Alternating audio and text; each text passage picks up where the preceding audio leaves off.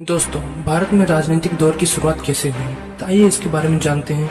लेकिन उससे पहले आप सब्सक्राइब और लाइक जरूर करें और प्यारा सा कमेंट करें। दोस्तों, भारत का राजनीतिक दौर असल में तब शुरू हुआ जब ब्रिटिश हुकूमत के खिलाफ आम जनता और नई युवा सोच वाले लोग जागरूक होने लगे। 19वीं सदी के आखिर में और 20वीं सदी के शुरुआती सालों में लोगों ने महसूस किया कि सिर्फ शिक्षा और सोशल रिफॉर्म से काम नहीं चलेगा, राजनीति में हिस्सा लेना जरूरी है। यही वो वक्त था जब भारत में पहली बार संगठित राजनीतिक गतिविधियां देखने को मिली। भारतीय राष्ट्रीय कांग्रेस (INC) का गठन 1885 में भारतीय राष्ट्रीय कांग्रेस की नींव पड़ी। इसके पीछे मकसद था ब्रिटिश हुकूमत के सामने भारतीयों की समस्या और हक की आवाज उठाना।